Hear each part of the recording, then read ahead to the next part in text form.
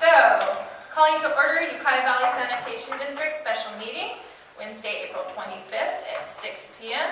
at the district office. And roll call, please. Chairman Maryland. Chairman Maryland. President. Vice Chair Reed. Here. Director Witt. Here. Director Baughman. Here. Director Marshall. Here. Okay, first item is closed session. Thank you.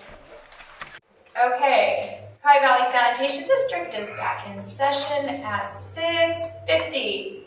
Almost on the nose. Next item on the agenda is item number 3.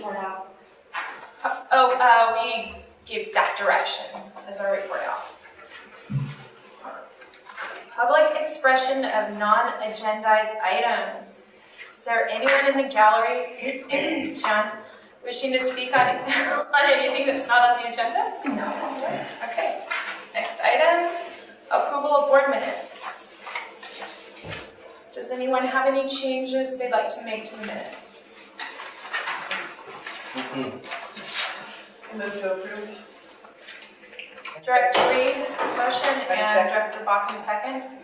All in favor? Aye. Aye. Opposed? No opposed. Item number 5.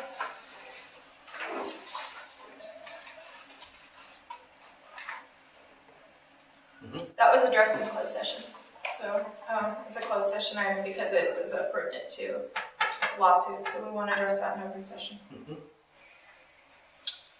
Item number 6. Do you have to have public comment on it since it's on the agenda? Or Yeah, we could. Is it? Yeah.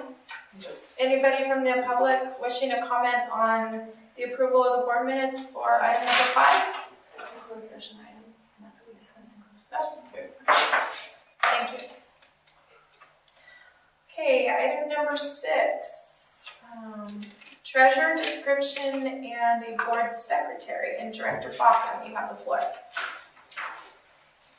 I was just gonna ask if I have this board treasurer description that Joe Tate wrote.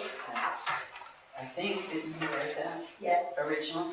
And I'm wondering if you want to change anything on it, and we gotta write a policy, put it in our policies and procedures, a description. We have a description of secretary, but there's no description of the treasurer. Yeah, there's no description of board treasurer in our procedures unless I missed it somewhere.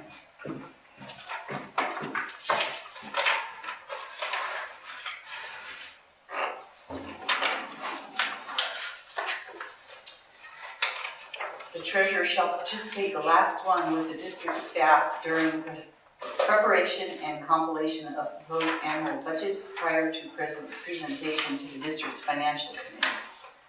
So I think that would be our administrative budget, our internal budget, the budget we set for our staff, for our expenses, for our rent, our computers, internet, phones, stuff like that. Because we have a whole different process for the joint budget with the city. Yeah, So we should probably clarify that. Yeah, and so don't we have to review the past year so that we can Yes. put together a budget? Well, I have not, Usually our budget committee does that. but it says different. Yeah, it says to get it prepared so that the district's financial committee can go over it. So I can't do that without the check registers. I can't summarize it and get it ready. So Well, I'm confused. go ahead. No. I was going to ask Chelsea to do that. Do what? Can I Go ahead. make a comment? Recently researched this issue, and I have a problem with the board having a treasurer because of the way a treasurer is defined in the statute for the health and safety code that the board is founded under, and it defines a treasurer as the auditor controller, the treasurer for the county.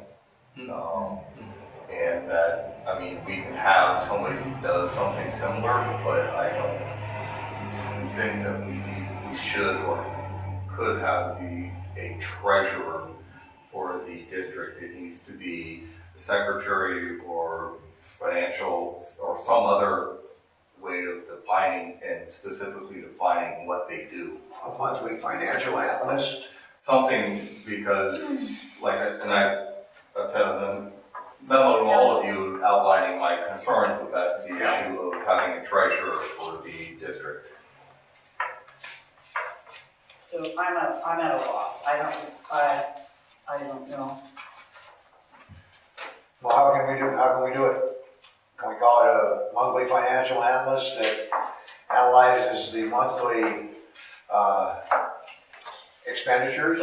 Here's something I took away from the leadership training I went to, is that there's a difference between governing and being a staff member. And so as a governing board, we would ask our staff to, like I asked Chelsea, give me the check register, put together all the expenses out of the county and petty cash, and let me see it on an Excel spreadsheet. That's what we should be doing as a governing board. We shouldn't be going into the computer and printing everything out and looking through everything. And so somebody in a position to oversee that would be overseen. So you would look at our check register, which is in the packet, and say, okay, does anything pop out? Or hey, I noticed last month the rent was $450 and now it's $500. Bring that question up at a full board meeting, keep an eye on things like that. And I'm just taking away from my experience at LAFCO, what the treasurer there does. He doesn't go into anything.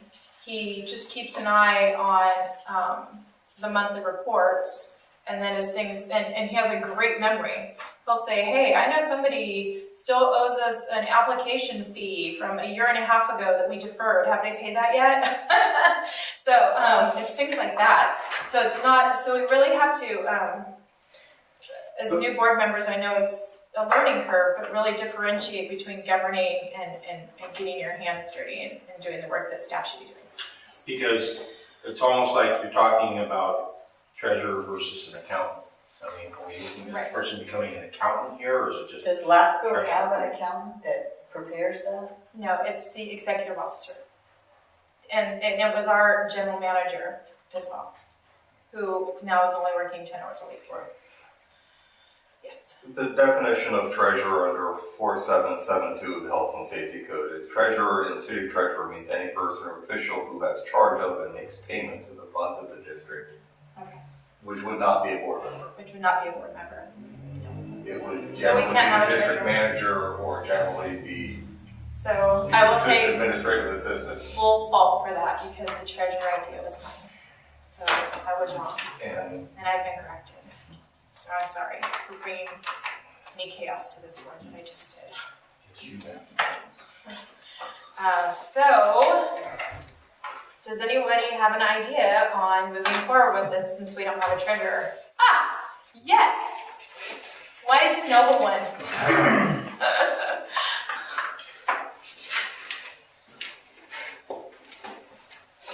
I certainly think that exceeds my qualifications. I will say that I've been what you guys have been. I've been a board member, I've been a general manager, and I've been staff. I've been all of them.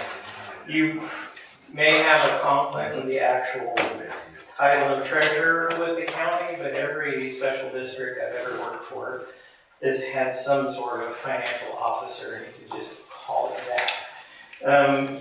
Reading this description and how it sort of seems to limit things to administrative budget. I think what keeps people honest is that the cops can search your house if they really need to. At the end of the day, you want to rely on people to do things, but I've literally seen things go sideways at every level, from the board level to the general manager level to the staff level, and I think it's important for a board to still have the ability to dig in if they need to, but when things are happy, I totally agree with you, and they should basically not micromanage staff and get what they receive from staff, review it, but you need to I should say, it would be my advice, that you keep all of your options open. Have a financial officer that has those abilities, but also hopefully retain staff that makes it so you don't feel the need to exercise them. But when you do, you should definitely retain that ability for yourself. I think if you look at like what happened down at Hopland PUD, that's a perfect example of why not just your financial officer or treasurer, whatever you call them, but literally any board member at this table should have the ability, if they think it's warranted, to go in and open the books and look at things, because crazy things have happened around here, crazier things have happened other places. You should just maintain that capability and hopefully not need it all at the same time. So John, in your experience, how's the Russian River Flood Control District deal with you hire a local accounting firm to deal with it? Well, they have both. They have a treasurer. We're not, it was a slightly different level of governance. They didn't use the county to execute any warrants or anything. They did all of their own finances over there. All of our checks, when I was there, required 2 signatures. We had a treasurer that was part of our office rotation. I would make batches of checks. The treasurer would sign all of them.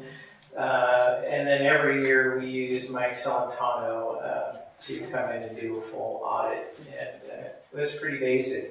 That place is about the scale of this. One of the things, talking about Hopland that happened down there, they were using an accountant named Mike Solentano, who does a lot of things around here, and is a perfectly fine CPA. But it's pretty standard when you have a bigger organization that they send you random numbers of checks and do a subsampling, which when you have a giant agency, like the county or whatever, it is a reasonable way. But when it's a small place like this, or like I might write like 200 checks a year. Yeah. They know that people that have malintent know that, and know that a 5% subsample means they might look at 5 or 10 checks, and they took full advantage of that, and that's how things were missed by Mike when things were going totally sideways down there. And like when we retained Zach Paling, he's like, normally we subsample, but when you have 200, I can finish my Starbucks by the time I've literally gone through your entire register. So there was no subsampling at all. And between 2 signatures, a treasurer that reviewed things regularly, even though we had a great relationship, and then Solentano on the backside, and things were pretty good. And when I started there, it was very similar to here. There had been some turmoil previously. They hadn't done an audit in about 8 years. So as much as Lee wants to whack you over the head when he was the chair, he didn't do an audit for almost a decade. Good to know. Well, you just whack over the head. It sounds like fun. Save that one. In the end of the day, we brought all that to order and had them done. And there are, it can be tedious to go back and reinvent history and figure out what happened a long time ago. I will say this, and I'm sort of rambling on, but the one thing that I think was most valuable for my board at that time when we started doing audits was there's an elective portion you can do that's called an MD&A, which is a management discussion and analysis, and a lot of special districts skip it because it's not required. But it really takes all the numbers in there that don't really mean anything and puts it in a sort of a nice summarized format where you can really see where the bulk of your expenditures and revenue comes from, and it is very useful for my board at that time. Actually, the training I went to, we had a 5-hour lecture by the auditor, and he said, if you don't read anything else in the audit, read the MD&A. Yeah. So, Yes, thank you. I'll let the other people speak. Yes. My thought is Let the crowd get tired of waiting? the description of the board treasurer are actually things that should be in the general manager's job description. And that person should then present that information to the board, and the board as a whole can go through it and determine if they have questions, and then start delving deeper into that issue. Because all these things are what a CEO/district manager. I mean, I'm used to, my experience with the county, which is a much larger organization, but the CEO's office is the one that did this stuff and presented it to the board of supervisors. And then when they had questions, they could delve into it. What about this? What about that? Because it's all laid out to you, so you see it. So I don't see the need for a board treasurer as much as I do is just adding this requirement into the general manager's job description so that they can do that and present it to you if you're having a full-time district manager. So I would, if we're not gonna call it a treasurer, I would like to keep an officer of some sort in that role. Because at the end of the day, this is our circus, this is our monkeys, we're in charge of what's happening here. And we need somebody to be keeping their finger on the pulse of what's going on. And ideally, yes, the district manager would be doing this. And I think that we would need a contact point from the board of who would be working with the district manager on that and presenting it to the board. And that would be the treasurer's role. And if you don't want to call it a treasurer, that's fine. But I think that keeping the officers established, same as chair, vice chair, we should have a secretary, having a treasurer. Those are standard across any board that you're going to be on.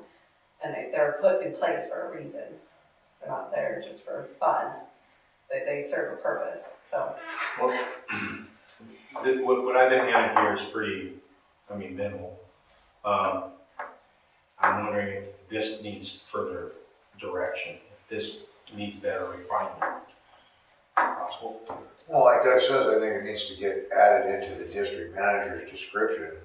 And then that district manager reports to all 5 of us, and we evaluate it every meeting, every quarter, whatever the sensitive time frame ends up being. I would think it would be every month. It would be, we now have the check register and the county disbursements that really the disbursements from the district for power, water, Chelsea,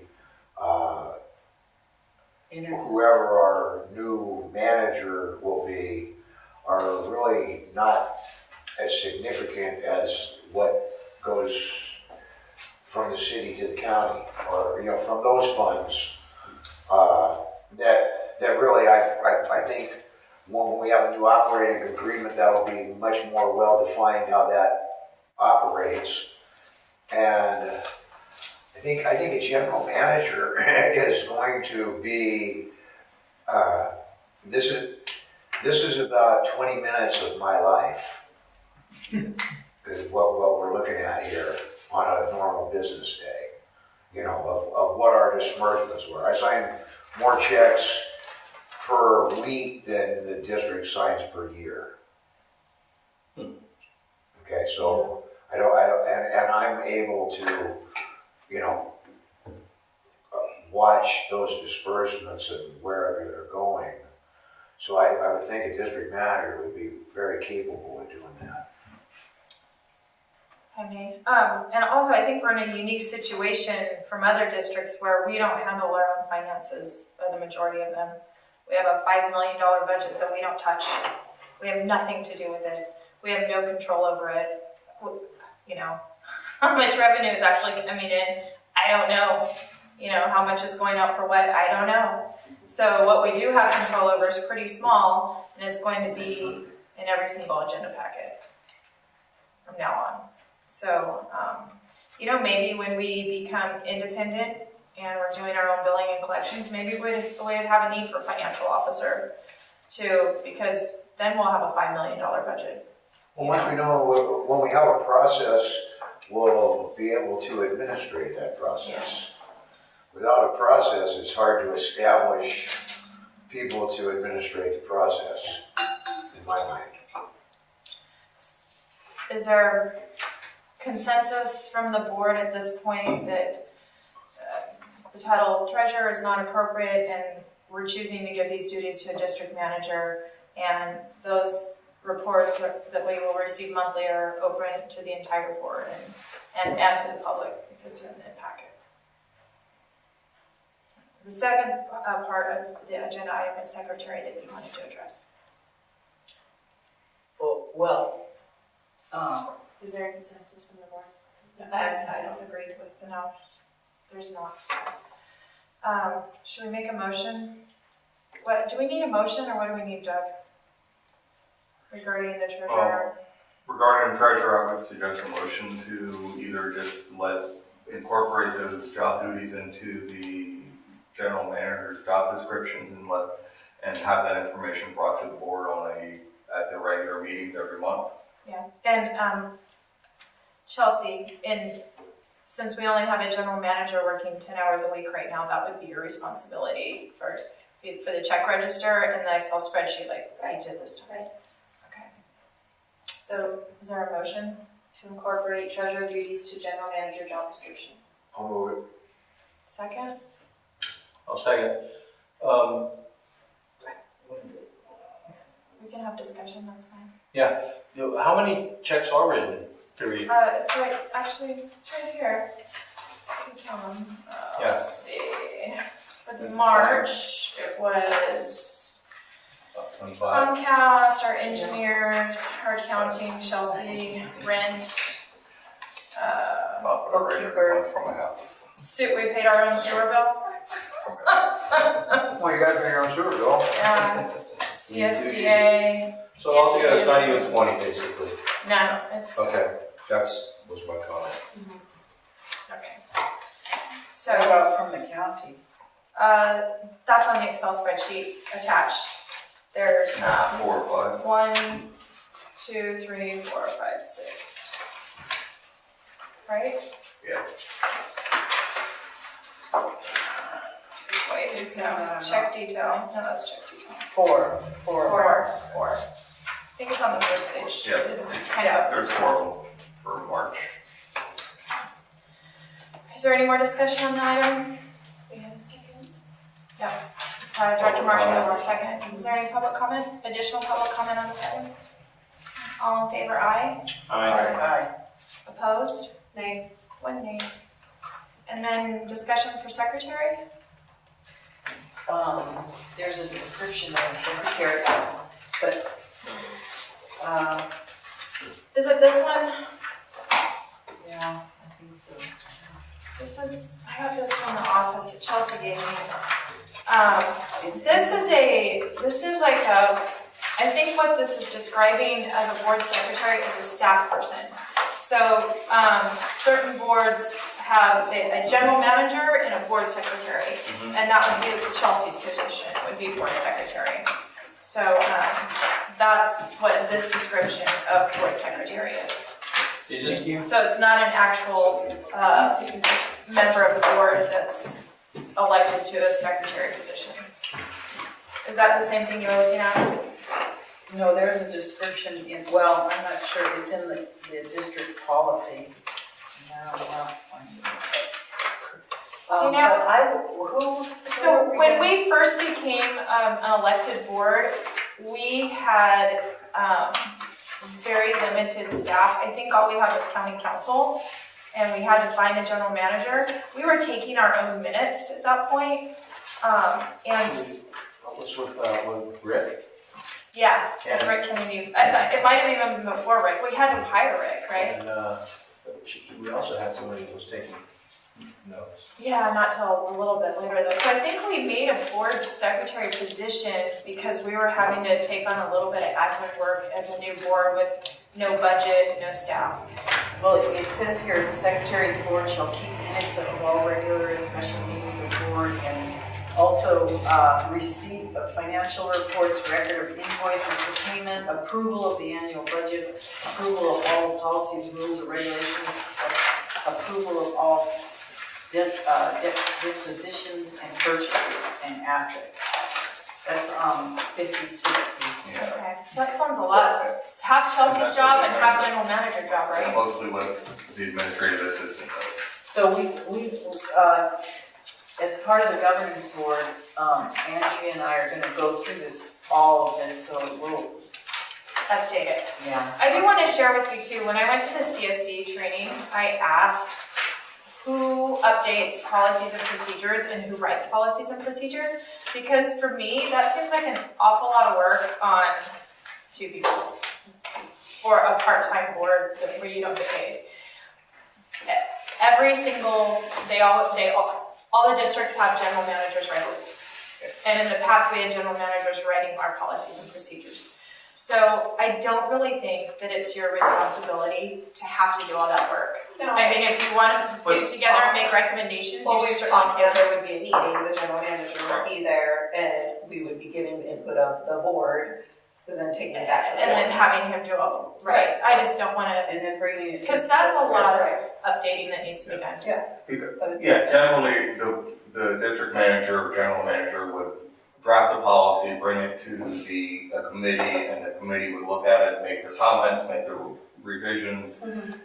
The general manager would make those and then bring them to the full board for their approval. I mean, that's, with input from the two board members on the committee, Right, but the general manager is one who would be doing most of the yeah, legwork and the writing and researching and making sure it fits. But the board, the committee looking at it and editing it and saying, well, we want this in here, we don't want this in here, we do that. so if you guys want to tag those and mark them up to hand to the general manager, and then he'll give them back to you, and you make your recommendations to the board.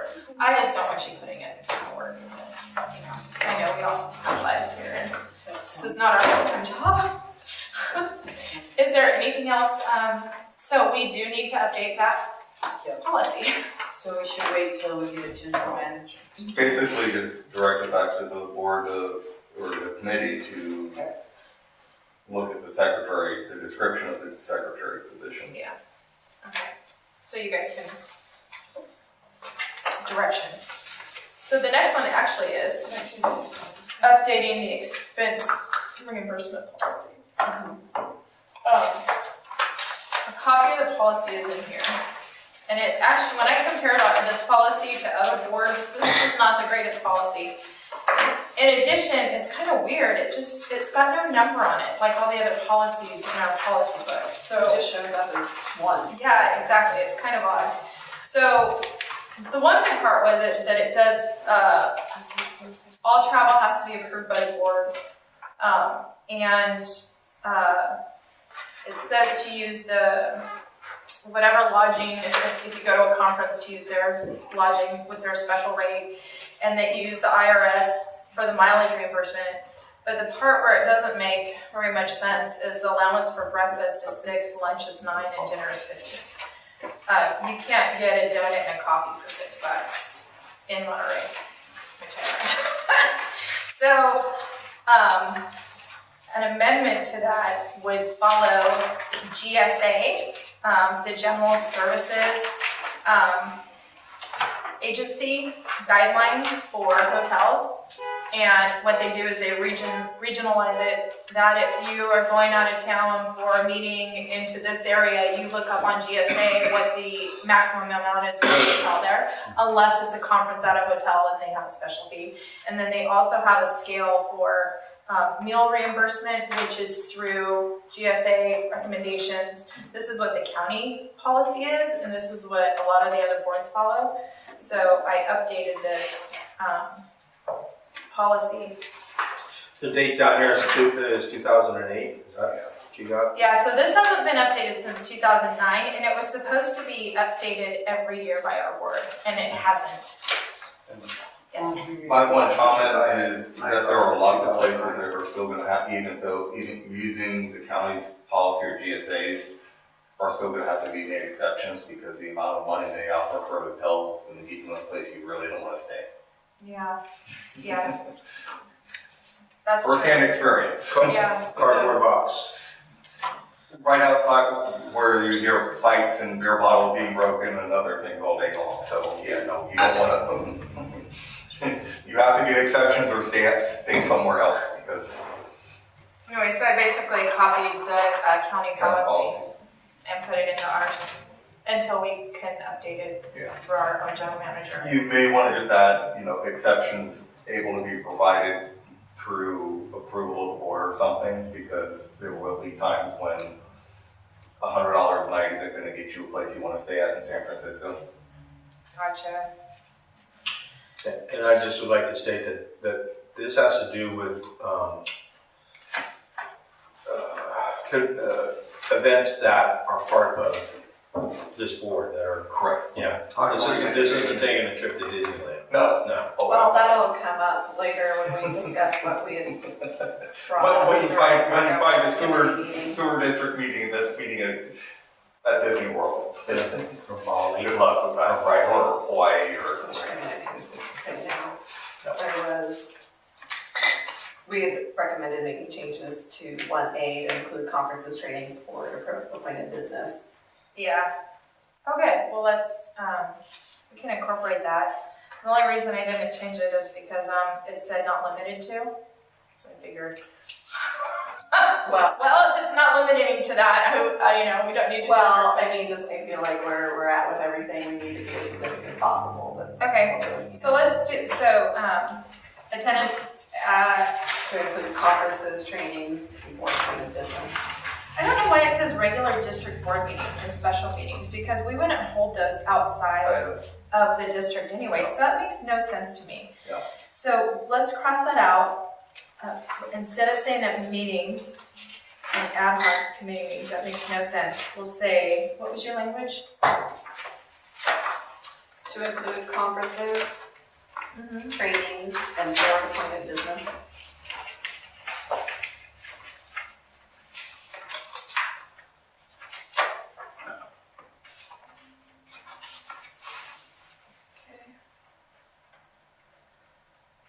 And then on the GSO, we'll put the board may make exceptions. Board.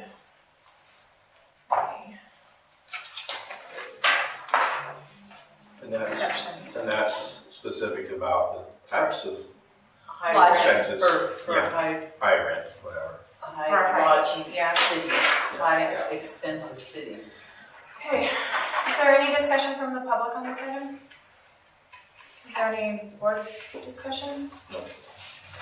Is there a motion? Did you have any other changes to this? Because it already, the other thing we were gonna talk about was mileage, but it was already included in that. Any other, is there a motion to approve the updated the reimbursement policy? I move that we accept the changes to policy 1. Is there a second? I second it. It's a motion and a second. All in favor? Aye. Unanimous. Can you pass that down to Chelsea, please? I wrote, please, just sit on there. Okay, thanks.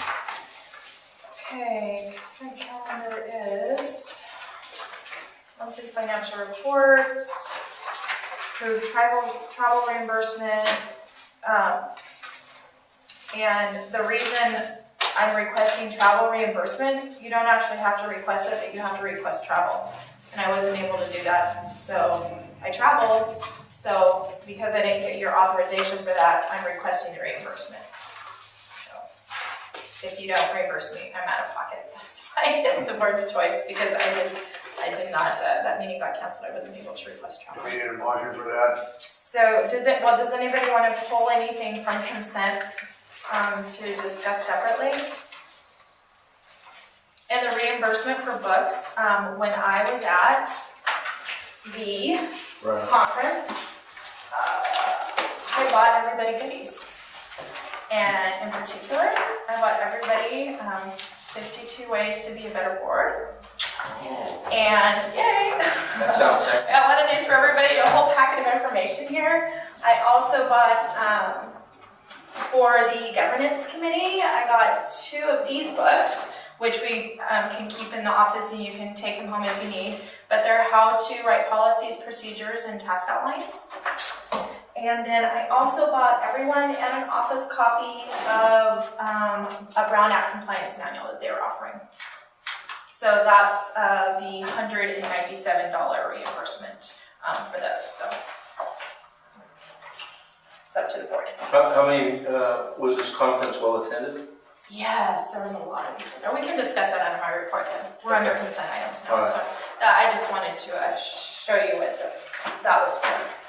I don't know if that card. Okay, so is there anything, does anyone wish to pull anything from consent? If not, is there a motion to approve the consent calendar? I'll move it. Director Whiff, is there a second? I'll second. Director Marshall, all in favor? Aye. Aye. No opposed. Discussion and possible action, resolution exempting Ukiah Rifle and Pistol Club from connecting to backup. This was discussed at our last meeting. Is there anyone from the public wishing to comment on this resolution?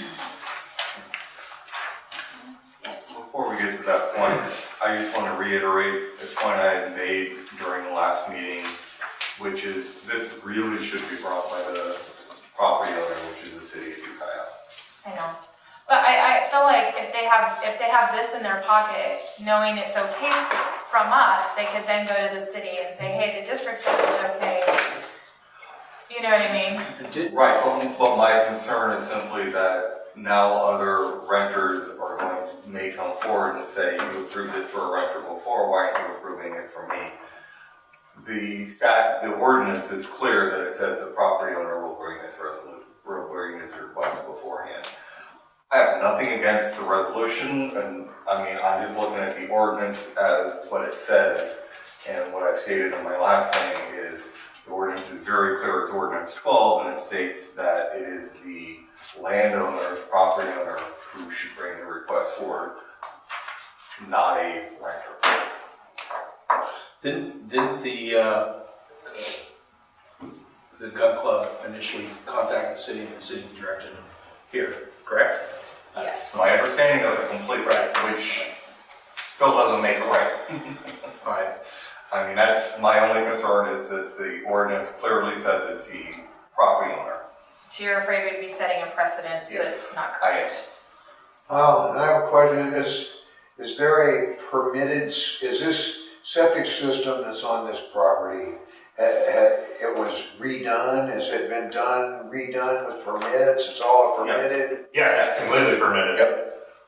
Fairly recently. Yes. Okay, I have no problem with the septic system, no problem with the actual exemption itself.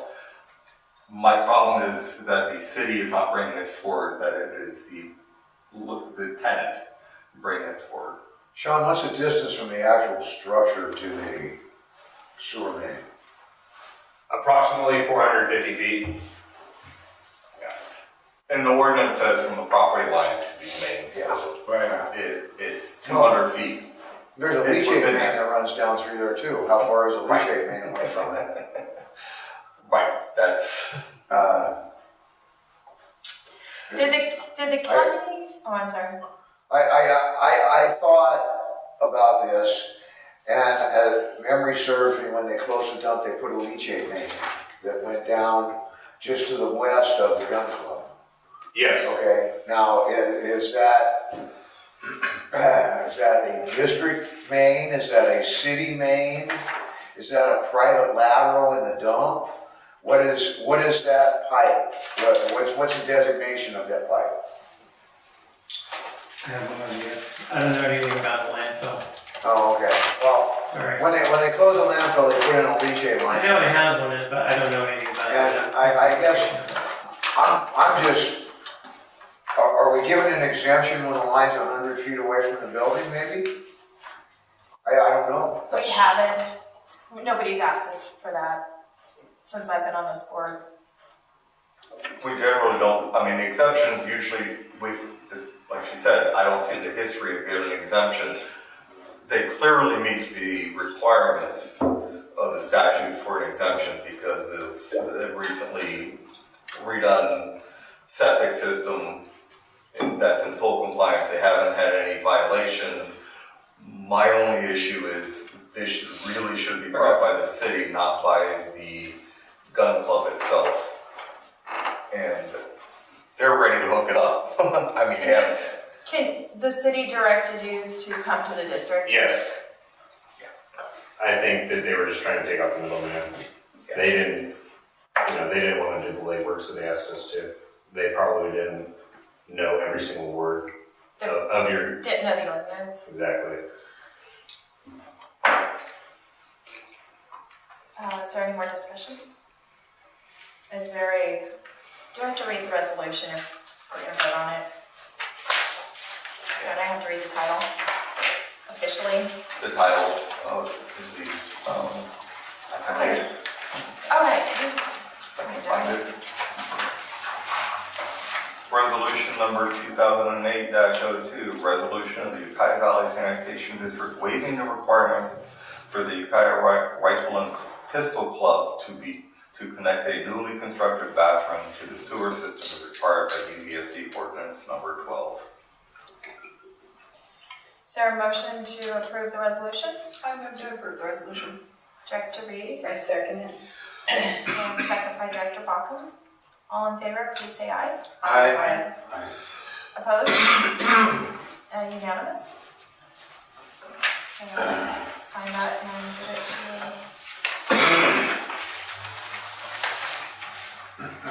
Great. Okay. Next item. Teresa, can you sign? I'm gonna have Debbie you sign my copy too. Okay. And you do have a county of Mendocino, separate, City of Ukiah. a city of Ukiah. The city has all our permitting because they own the property, so. It falls under this. It falls under the city. city regulations because it's city owned even though it's in the county. That was an argument, The it's city just I'm trying to has a figure out who second to get the permits from. permit process. I know these issues quite well from being county council. Okay. We were going back and forth. The only issue I would have is if the system is not a permitted, accepted system, then I think that we would be missing our duties. Yeah. That's, Yeah. Like resolution. Director Reed and second by Director Baucom. And introduce the resolution.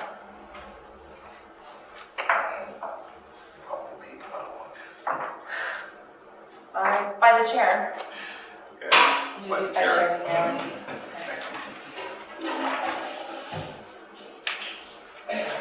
Do we need to sign that? Do we sign that now? Yeah. Yeah? Easiest right now. Okay. Resolution. Yeah.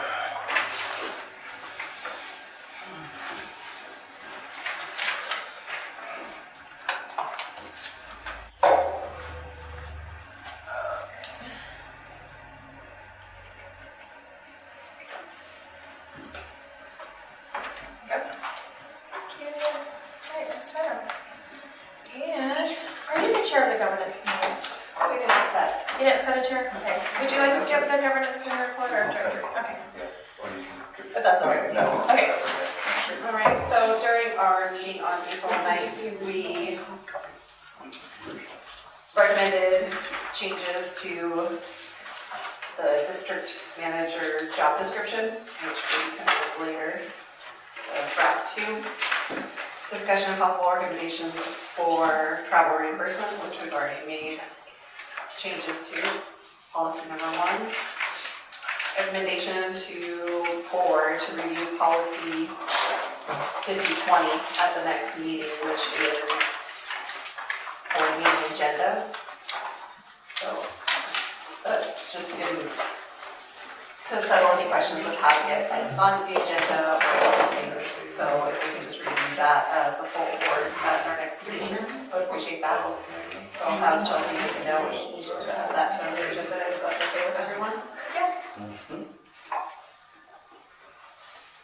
What was that you wanted to get on the next agenda? 5020. Updating Update. policy number 5020. And then recommendations of the board to require dual signatures on all checks, vouchers, and disbursements from the bank and to the county auditor. Having all board members as signers on the bank account. Default signers would be chair, treasurer, which at this point would just be chair. Possibly my recommendation would be vice chair. If one or both are unavailable, all board members would be contacted. All expenses will be approved prior to payment at monthly meetings. We will discuss as a board and review invoices and requests for approval. Checks, vouchers, or disbursements may be staged before meeting and signed after board approval. At board discretion, a list of recurring expenses may be approved annually, such as rent, bookkeeping, phone, and internet. So during a meeting last month, we had talked about having 2 signers on the checks, which brought up also the fact that we have so few checks that are going out that it's more of the actual amounts that are going out. And so as the committee, we decided that this would be an avenue to explore. And so it would be a recommendation probably to have that as a discussion, agenda item to bring back. So, what is a policy? Policy change. So are you saying that all board members are not necessary to sign, but are clear to sign? How difficult is it to get everybody? No, she means, If No. these two aren't available, Understood. you and Julie can do it. Right. You and I. How can hard do is it to get them as signers at the bank? Right. You just You go go in bank and and sign. you sign up. It's Okay. very easy. Signature card. Yeah. So I'm not sure how we would proceed with that. It would be something we would discuss. You would- Board level? so you want to make a policy to where we don't pay any bills until the entire board approves every bill? Correct. Except for the exceptions of recurring monthly bills. Which we would set as a board. So Rent, what would not be internet, recurring? Rent, internet, bookkeeper, electricity, Our rent. attorney's reoccurring. I think that it is important. It's crazy to me that we approve things after they've already happened. We have no say over what we're actually doing. That's not unusual in a board's position. Every board that I've been on, you approve the expenditures of the previous month, and it's a done deal. I mean, you can question them, ask why and what it was about, get to the bottom of an expenditure, but you don't authorize each expenditure before it's made. That the What board of if the you would- savings bank works out. I mean, if we Right. choose not to pay a certain bill, and we can't do that. I believe that we should have a better control over what's going out. So you're saying it takes a majority of the board to pay a particular bill? So Just during our about every meetings, vote. we would discuss the bills that would be coming out, that are recurring bills that would be set yearly. Everything you want to say? But would it require a board vote to pay? Is that what Yes. you're saying? What's not reoccurring though? Yeah, I mean, I guess I'm not, Engineer, work with by engineers, attorneys' fees. Engineer? you have contracts with your attorneys that you can't back out of. and we have And you have contracts with our contracts with your engineers. that you can't back out of. The board's already approved it, and you can't have them do the work and then say, oh, we're not paying. No, before they. No, we're saying before it happens. How do you Authorizing do that? Well, I mean, You have a contract. An invoice. You have a contract that says you're going to pay these bills, and now you're going to say you're going to breach that contract? I'm not understanding. For what every you're saying. project, we have a contract. We have a contract for projects on the street. We have a contract with our engineer to provide monthly services because there's ongoing projects right now that we're doing with the city.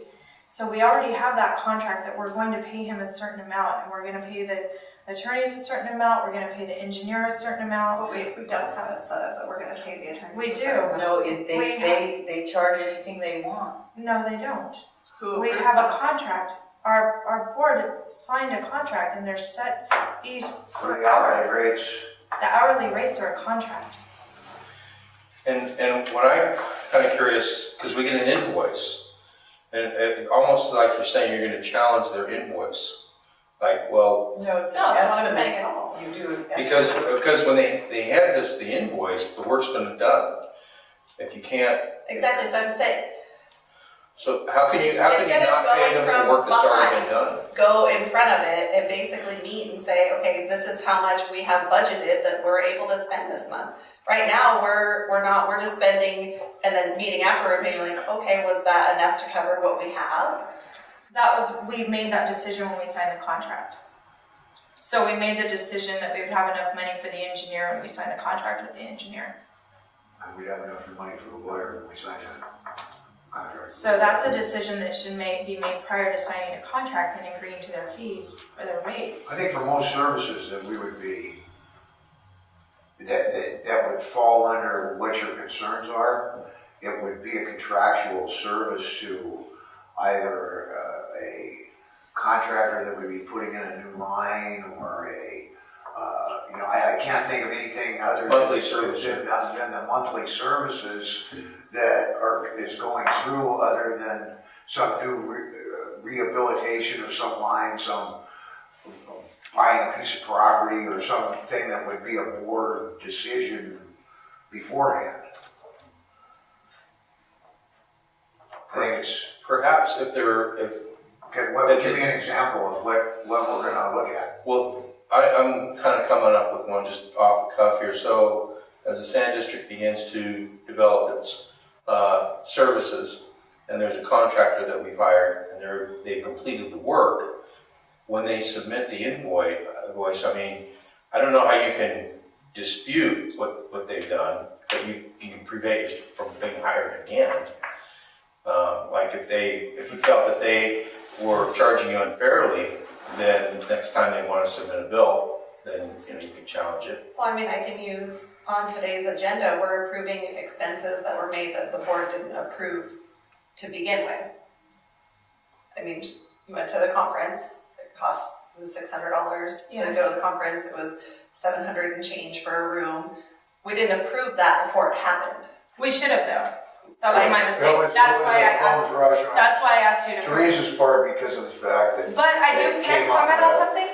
I actually filled out an application and wrote an essay to get a grant for the $600 fee for the conference, and I received that grant. That's cool. So that $600 check will be voided. So I forgot to mention that.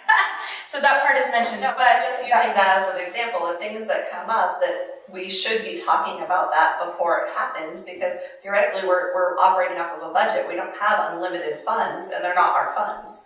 It's our responsibility to okay them before we spend them, not a month or two later look back and say, oh, well. But what I'm getting at is that you say, if we get an invoice, we can say we're not going to pay it. That's not what I'm saying. Okay.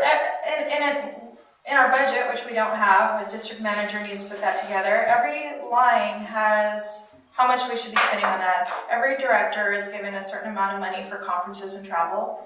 Generally before it was $1,500 a year. Over the 9 years, I used $0. So this is the first time in 9 years I've ever used it. I don't think any directors have ever used it, to be honest with you. We have money for rent to cover all the, it's a budget in every item. And as long as things stay within that budget, then they're paid.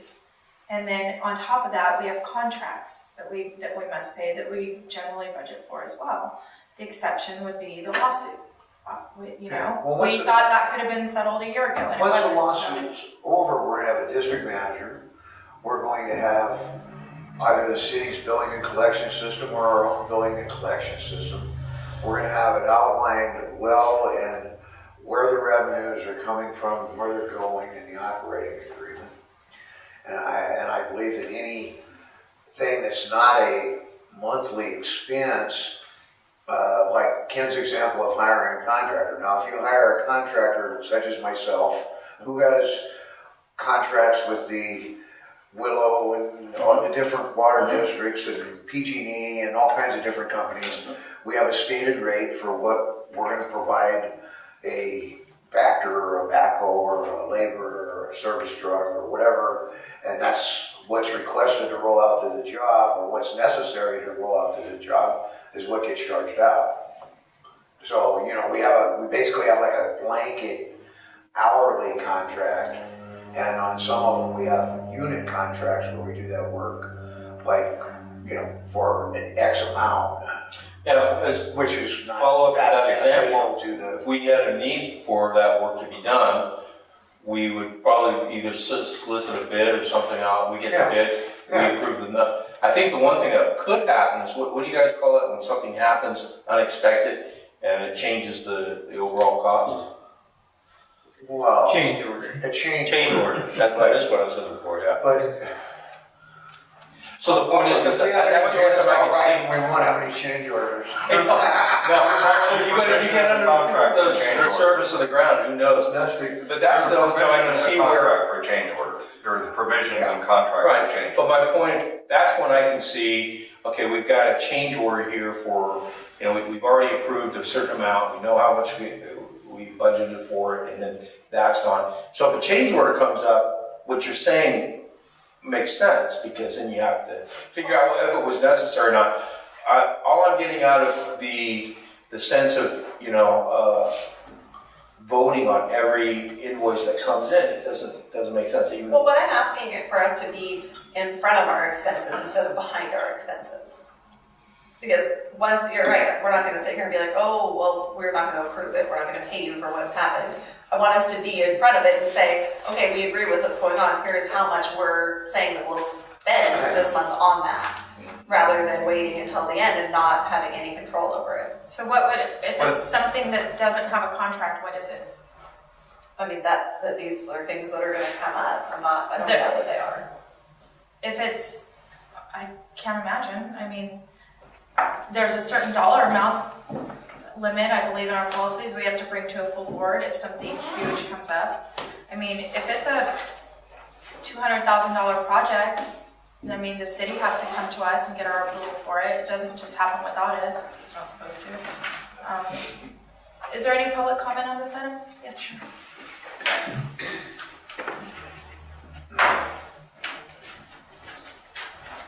I just call him Obi-Wan. He's the public right now. Yeah, I am public. So, my 2 cents on this topic. A lot of what is being proposed was really things that were suggested during the meeting, largely by Lee Howard, but it was sort of noteworthy that I actually again agreed with Lee that day, which we don't always do, and it's very common practice in the small boards like this. So it's very common to have, like what Ernie said, you know, like an hourly rate or a billing rate for backers and people or whatever. It's also very normal to have an agreed upon and contract for an hourly rate for legal services. That doesn't mean you still don't give yourself the power to review what either your counsel or a contractor or anyone turns in at the end of the month and pay it without reviewing it and approving it. I'll give you a ton of examples. When I was at flood control, we were in a protracted lawsuit with Milview over the Multuple right. And we met every month in closed session, just like you guys do. And during those times, we knew what Michael Wood's rates were, and we knew what Mark Del Piero's rates were, and we were in a contract to pay those rates. But the board gave them explicit instruction on what they expected. You know, they would ask for, what do you think your expenditures are going to be this month? What's coming up in the case? What's case management look like? And they would say, you know, we're going to spend $8,000 this month. And the board would say, you know, we think that's too much, or go ahead, or whatever. But there would be input on the front side. And then if you got an invoice at the end of the month that didn't mirror the direction that was authorized by the board during that meeting, you can say, I'm not paying it because I didn't authorize you to expend that amount of money to execute this task. You may have an agreement on what their hourly is, and you may be under contract for that. I don't know what yours is like, but ours was just a time and rate type of contract. And you say like, hey, look, you can't swing $25,000 in the next month of this, so you got $15,000 to give it your best, and if you go beyond that, you're not authorized to do that. And that's super normal. Even in much bigger entities, when I was at Sonoma, the same thing with Alan Lilly there. These ridiculously expensive, and we would give him excruciatingly detailed direction on how long of a leash he had financially in any given month. Because if he didn't, I guarantee you he'd run as far as he could until someone told him to quit running. That's sometimes the nature of the beast. So, yeah, you can't breach a contract. I don't think anyone was recommending that you breach a contract, but Lee and I were both recommending that you review what happened under the contracts you have and make sure that it mirrors the direction you gave your contractors as a board before authorizing payment. And we spent a ton of time with our inspectors and staff, and then the city council reviewing contracts we have with people like Ernie or Jelani or whatever. I can't tell you how many times we've gotten a bill from a contractor and we're like, no, that's really not part of what's in there. And we make errors the other way. So I think it's your role as a board, not just this committee or not just you, but in its entirety, to, especially those big ticket items, you know, like kind of, I saw this, and in fact, it's one of the things that came out of our MD&A. A board over there spent an excruciating amount of time on, you know, the teeny portion of the budget that really had no effect on their balance at the end of the year, and gave other people carte blanche on what was really a huge chunk of their annual budget. And I think it'd be wise for all of you on those little things like rent and utilities here. Well, I know very de minimis, put those in your reoccurring thing and your big ticket items. Take some time to sort of really look at them and make sure that the billing you're receiving for whatever the service is, whether it's on the ground stuff like infrastructure or legal services or consultants that you're going to need as you move forward, you want to review all of those things and make sure you're getting what you asked for. What we would be reviewing is the results of contractual arrangements. Yeah. So we won't be out in front of it, we'll be behind it still. You'll still be behind it, but you'll Because also of be the fact that verifying. That contract will be initiated, and we will be reviewing the monthly billings of that contract and authorizing the payment, which is what the city council does. You know, we just don't have, the district doesn't have any business like that. We have never had any business like that. If something changes dramatically, we'll have business like that, but at present, we don't have any business like that. I'm looking to put this policy in place to ensure we catch things as they come up. Thanks, Sean. I'm not necessarily saying because of things that are happening right now, I'm saying as a safeguard moving forward because we can't guarantee what's going to be happening. Well, how about, so we can move on, when we get a district manager, the governance committee can sit down with the district manager and go over policies. And then you can make policy suggestions to the board. Right now, it doesn't sound like there's a majority of the board wanting to move forward with that particular, implementing something like that right now, because we just, quite frankly, we don't need it with our HX and our 4 county things, you know? We can't, the one big ticket item we have is, it's not really that big, but the reoccurring engineer, which is just reoccurring every month, same amount, it's a contract, and then the attorney's fees, which would be in closed session, because there's detail on it that's not open session material. So we can start reviewing the attorney bills in closed session and approving those?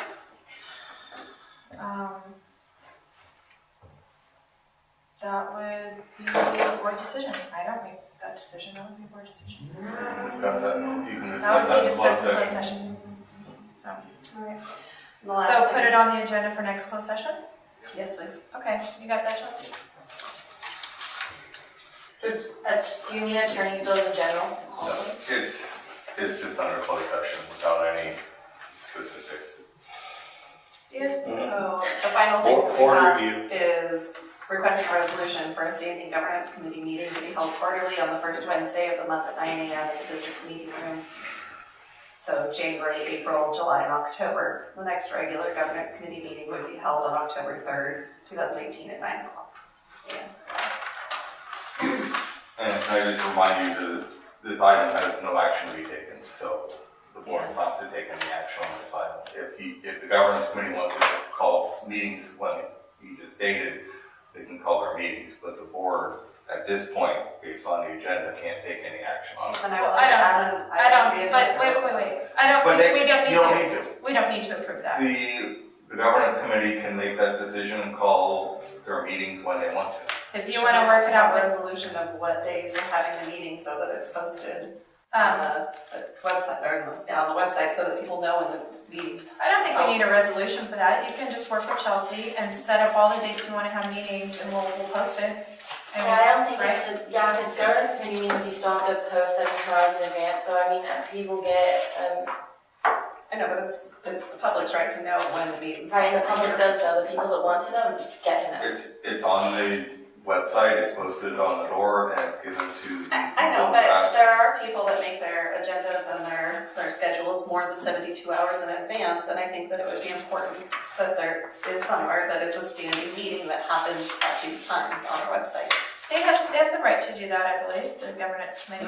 They can make a standing Yeah. meeting time in place. If they want to, Yeah. that's fine. Okay. You don't But- need but they don't need board board approval for approval. that. Okay. You And just this go ahead. item is specifically agendized as no action to be taken, so the board can't Yeah, vote, but it doesn't prohibit you Regardless. from you don't need board approval for that. You just go actually for doing it that. and work it out with the room arrangements and Chelsea and, You can post it on the website much more than 72 hours in advance and Yeah, say yeah. this is when we intend to hold Just send me meetings. an agenda.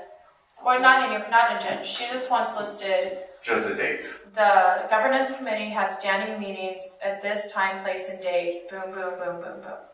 So for instance, if you click on governance committee, that would pop up as one of the things that would pop up. Got it? So without an There'll be agenda. something for vote on then. Right, exactly. Our webmaster. No. So you can work with Chelsea on that and get that done. And then if you, then we can figure out the dates, and I could just simply walk next door and tell the ladies this is. And make sure that you've Make got sure it's space open at that available. time and Right, and work make it out. sure. Yeah. So staff direction. Action. Did any member of the public have any other comment on that agenda item? Yes. I'll just say that I don't think voting on whether or not you review any invoice is a closed session item. That is an open session item. Closed session, if I remember correctly, there's only 3 topics: personnel, litigation, and real estate acquisition. Deciding a policy on whether or not you're going to review bills or not is not subject to closed session. I think the only. It doesn't matter what I the kind of bill is. Completely disagree with Sean. There's actually about 5 or 6 items in there for closed session, and under litigation, they discuss how do they discuss payments of attorney's fees and who they hire and other options like that. It's not an open session item. Read the Brown Act. Next item. Did you have something on that? Oh, sorry. Item number 12, general manager recruitment. So we have your job description. What's the other job? I pulled one up from CSDA. I went on to CSDA. Also, I got,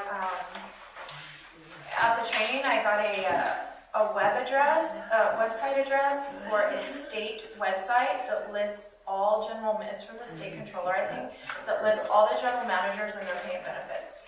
So I think that's something we should review, so that we can figure out based on our population and our area, how we should be paying You someone. skip item, Did I skip something? 11. 11. Oh, sorry. Update, I'm sorry. I'm sorry. Okay, let's go back. Discussion. Can I just interrupt real quick? Yeah. I would appreciate if legal didn't interact with the audience in a snarky manner like that. I don't think that's within the realm. When somebody is stating a legal opinion, it's my job to correct them if I feel it's wrong. You can do it friendly. That's my belief. He seems to think he knows what the law is. He's not an attorney. I'm just And- asking that you're friendly with Okay. our public. Item 11. I'm sorry. Item 11. Update on auditor and new billing. So, our general manager has been working on this. He had the idea to piggyback the city with their auditor, the auditor they hire, because that person will already have access to all the records through the city. So to piggyback our contract with that auditor, might even save some money, and they'll know what they're doing. They'll be familiar with their system, and right. So he's in attempts to contact Dan. He just heard from Dan late this afternoon, and that was on Tuesday. It's a CPA. The firm, I don't even know if I need to mention that, but he's working with the city finance officer and exchanging a strategy and paperwork for our review so that we can co-join with their agreement with an auditor. It seemed to make the most sense. If anyone disagrees with that, please speak up. But it will come before full board for approval before anything happens. Are we bound to put that out for public advertisement? I don't think we are. We can also, Because we did approve putting out an RFP for it. yeah, we can still put But it an on. RFP requires that we responses come back in and they'd be evaluated. Right, they're putting out the RFP, so we're piggybacking on their RFP. Okay, if that's the way it's working, if we can work it that way, that's good. I'm just asking the legal I question. have not looked into it, but there are generally times that we're allowed to piggyback on other government entities' RFPs. But I have not looked into this issue at all. No, it makes complete sense, and they've done. Save us money, save us The time. majority of them, it'll save both parties money. The second piece of information here was for the new billing calculation, and we're going to piggyback with Willow for their accountant on that. There's a person at Willow Water District.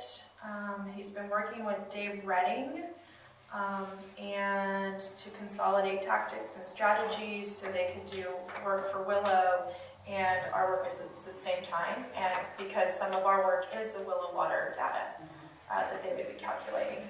So we're pursuing piggybacking onto that as well. Just hopefully that would be easier and quicker and less expensive. So that will be coming before the full board as well. Let's see if there's anything, data management, ability to reconcile daily water usage, set reasonable and justifiable rates. This is all his experience. The report I got from the general manager, but that's what's happening with that. So if anybody wants any details, I will share this email with you. You can have it. Anyone from the public wishing to comment on that item? When will you know? Our general manager is on the East Coast right now, and he's only working 10 hours a week. So, I know he's contacted both, and he's talking to both. Let's see if he writes exactly when. Nope, there's no exact. I think he's just waiting to hear back from. I think he's waiting to come back and work with Dan and work with Willow. So wasn't there an RFP sent out though for that also? Well, that was a district manager. So we asked for an RFP to be sent out. He taught in his dealings with Dave at Willow. They said they had an RFP that they were putting out, and they were getting out. Yeah. The fruit's killing me. Is that what it is? Yeah. Lay off. I know that's moonshine. But if the board wishes to also put out a separate RFP, like in the newspaper or on the CSDA website, we can do that as well. Advertise them. So these just kind of make sense, logistically. Let's go that way. Okay. Now the general manager recruitment. So one is one that you wrote, Julie, and one is one that Joe wrote? Is that one? No, it's off the website. I pulled the one that says district manager, where if you see it says crossed off engineer. I pulled that off of a website of an actual district manager engineer job description. And the thing we have to remember is, I think on this it's important to know, like right now, we've always had part-time district managers in the past, and then we brought on Joe full-time because we thought that lawsuit was a done deal at a certain point, and we saw moving forward with much bigger role in district manager, and then everything just fell apart. And so, we may not need a full-time district manager now, but when we settle this lawsuit, I fully believe we will. I fully believe we may need a full-time Chelsea, and then another part-time person, or because we're going to billing collections and updating all these policies and procedures. There's all sorts of, trainings that district managers should be going to and Chelsea should be going to, that we should be going to, that we haven't. Like, we have a mandatory sexual harassment training that we have never done since I've been sitting on this board, and I just learned about that when I was at CSDA. So there are certain things that I need a general manager to keep his thumb on the pulse of, and he has to be connected in order to know these things. Legislative updates, he or she, legislative updates, like website, there's all these updates. There's a new bill that just passed through the state state committees, will go to the Senate and then the Assembly, that makes it mandatory for every district to have a website. And when it's mandatory, when you have a website, then there are mandatory things you have to have on a website.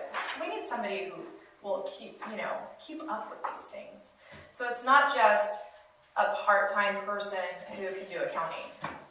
This has to be somebody who is affluent with, working with a government agency, laws, regulations, knowing engineering, verbiage and things, this isn't just a Joe Blow kind of job. Well, based on what you said, are we looking for somebody interim, or are we looking to get somebody post settlement? So it's up to the board. Right now we have Joe part-time. I have him at 10 hours, which is really not working out. If we, Need him more than 10 hours, I should tell you that. if Yes. we go to what Joe has been dealing with, I think we need a district manager now. I don't know if this is proper, but I have a problem with the way that the district calculates their ESSUs. It was brought to my attention from Lynette Rose on the Rose Business Park that her sewer fee was $73,000. And I went, that's crazy. You have 12 toilets and 12 sinks. Okay, that's maybe 3 houses, 2 houses, when you count the washing machine and the dishwasher and the showers and everything else. I mean, if you go on a fixture unit basis. So I broke it down by the district's policy, $73,000, by what it would be on a fixture unit policy, which would have been like $30,000, which would be much more. What we're doing is we're discouraging business from developing in the district, and in that district calculation, it comes up to like 5.3 ESSUs. In the fixture unit calculation, it comes up to be 2.3 ESSUs. So we've given away 3 ESSUs of capacity that are never going to be used, that are gone. So tie it back to this agenda item for me, the general manager. Okay, so that's why I say we need a general manager right now to deal with those issues. We have, The incoming proposals. well, you have a 200-bed facility at the college, you have the Rose Business Park, you have the Reese Winery, you have the potential for the subdivisions, south and north, some other apartment projects that people called me about today. There's a lot of business that's going to be going on that we Need answers for. we really should revise our calculations to correctly assess the impact to the system. It's so out of whack that you could have a gym in a 10,000 square foot facility that might eat up 10 ESSUs when all that gym doesn't have any showers, or it doesn't call it out by fixtures, it calls it out by square footage and the type of usage, which I don't know who came up with that, but it's not a good plan. Our present plan is very bad. So I agree with you, Ernie. We do need a district manager. There's absolutely no question about that. The basic question I have is, are we getting somebody post-settlement or prior to that? Because this can be really hard to get anybody to sign on while things are still so unsettled. I don't think so. The job isn't correlated to the lawsuit. The job is correlated to the needs of the But I do think that the job will be defined at post-lawsuit. Be better defined at least. No, I don't think Director so. Bachman? Both Bernie and I have talked to Dave Redding about interim or, helping us out, someone that's here and knowledgeable.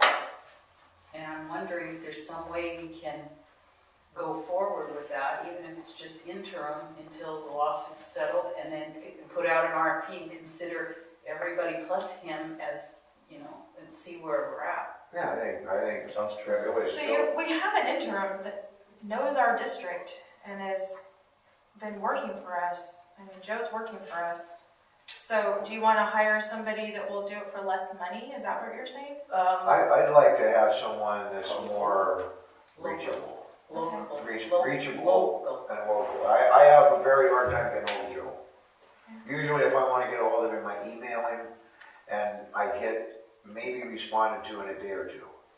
You know, so that, sometimes that doesn't quite fit the urgency of my question. So I think what the board is looking at is you want to put out an RFP for an interim and then put out, and also put No, out an RFP for a I'd say a full-time. manager, a full-time manager, just somebody that would do the job. I think we're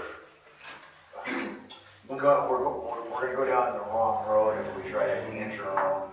I think we need to get somebody in place, familiarized with the process, and taking care of the process. I think there's quite a bit of business, like you said, there's a lot of, Didn't he say he thought he could handle uh, both jobs? I don't know. I asked him if he would entertain it, and he said yes. Something to look at. So. I could see how Dave Redding would certainly answer the need that we have right now. One thing about Joe is we brought him on because his background with developing new systems and his background knowledge was just huge. And so that was the eventual plan, was for the Sand District to do this expansion, and I know that Joe was really well qualified to do that. Dave, it's not that he isn't, but at this point, you know, getting somebody in here to answer your questions as opposed to somebody that will take us into the next level of But service. you're going off of something that the board hasn't even voted that they want to do. I'm not sure what you mean. Well, you're saying hire somebody that has Joe's expertise so that if we want to expand, we can. Right. And I'm looking at, we have a job that needs to be done right now. We fill the job that is here. Sure. And then move as we need to. We can't foresee the future of what we're gonna need. Mm-hmm. We need somebody right now. If you need that level of expertise, that Joe's available. Other people with Joe's expertise level are available for contract. You know, Right. if you have a project, Later. you say, we have this project. In fact, most sewer treatment facilities, if you have a satellite sewer treatment facility, if you go to those companies that produce those types of products, they'll give you a pretty detailed rundown as a sales pitch. Okay, so you know you can get a lot of information. You know, if you're evaluating different systems, you get a lot of information out of the different vendors that are trying to sell you that. So I think we hire for what we need today. Can we move to Well, actually, Decide. this decide? it says bachelor's degree in engineering, professional engineering license preferred. Yeah, I didn't want to tie it to that, because some people have a lot of experience and they don't have a degree. Yeah, I know. I think at a job where we're looking at paying somebody, a degree should be a requirement. Anybody making over, $90 an hour should have a degree. I don't agree with that. Yeah. So if you look at the job description of the one I pulled up from another sanitation district, qualifications or any combination of education and experience that has provided the knowledge, skills, and abilities necessary for a district manager. Typical way of obtaining these. So that, and it's not really requiring a college degree, bachelor's degree, it's any combination. This is saying a combination, right? Work experience. Yeah. That's what most government jobs have, most, prefer you to have a bachelor's degree, but if you don't, and you have enough work history that shows that you can do the job, Yeah. You don't want to restrict yourself. So, Yeah, I think the college degree would be, so that says a combination of, it's not a requirement. Yeah. It does say, a valid certificate as a civil engineer, so you want to take that off? yeah. You're gonna So we'll pay a just lot. say, a California driver's which one? license. Which one are you reading? I'm reading the one I pulled off the internet and combining it with yours. Yeah, I don't think you wanna, to have a registered civil engineer, What costs no, Sienna. we can't afford that. So- And it's not necessary. It's No, not- or finance. the business that will be being conducted is more, So, yeah, if the everybody district read, has a civil engineer on contract. So Yeah. the district manager can consult with that person and get the information they need from that, but so if everybody read through these, I mean, not that far apart, actually, you know what I mean? Just cross out the certificate.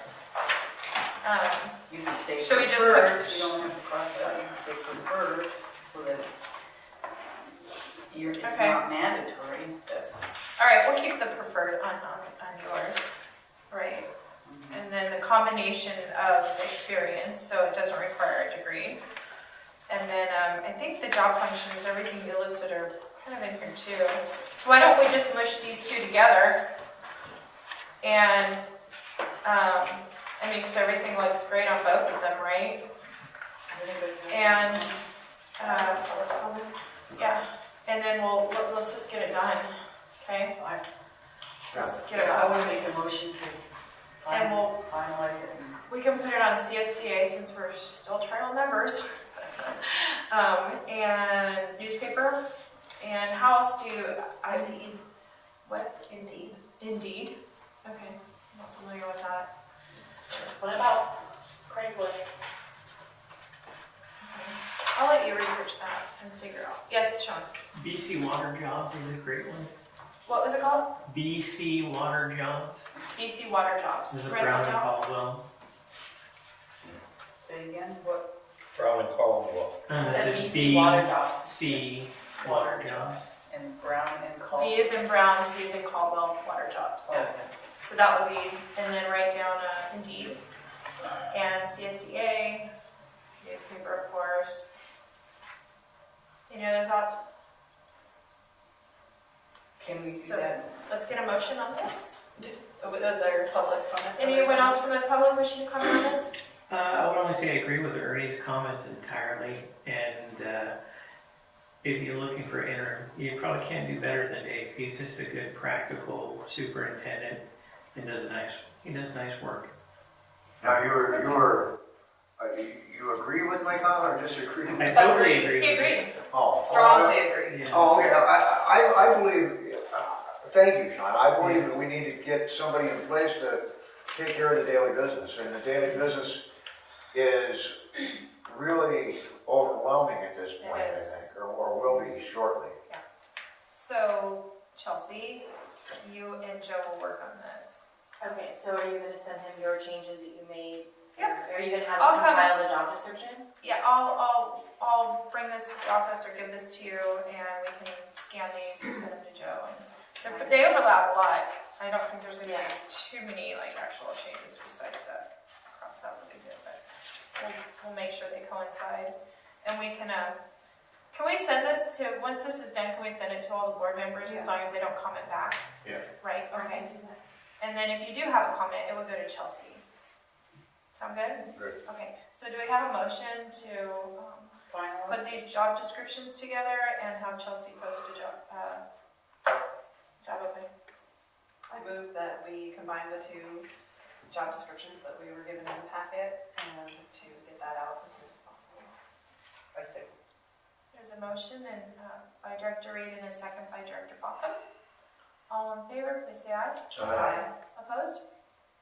Okay. Next item, and this is discussion of possible action of review of district policies. And Director Bockham, you have the floor. It's just going over policies. Sorry.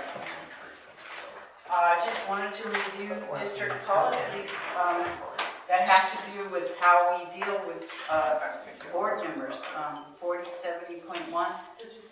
I'm just going to go through these. The board of directors is a unit of authority apart from their normal function. A part of this, directors have no individual authority. As individuals, directors may not commit the district to any policy, act, or expenditure. Directors do not represent any fractional segment of the community, but are rather a part of the body that represent and acts as a whole for the community. The purview of the board's governance committee shall include the formation of procedures and policies, ordinances, long-term structure of the district's governance, dealing with issues originating or involving the city, LAFCO, county, and other governmental bodies, and the participation agreements, and shall act as the liaison committee to the city of Ukiah. So it kind of sounds like how it's written now is not that we work with the board manager, but we are also directly involved with working with the city, LAFCO, the county, and other governmental bodies. And if we want to change the participation agreement once the lawsuit is settled, it will be through the governance board. Then the code of ethics, the dignity, style, values, and opinions of each director shall be respected. Responsiveness and attentive listening and communication is encouraged. The needs of the district's constituents should be the priority of the board of directors. I couldn't find anywhere what our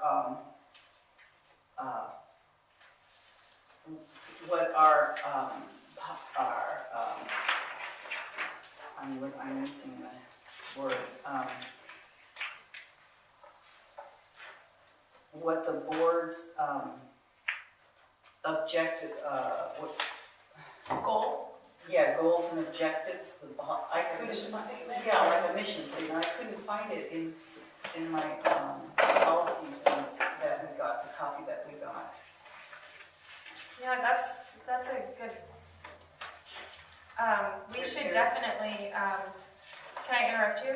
Yeah. That's a good observation, and I think we should actually have a workshop to sit down and try to forecast.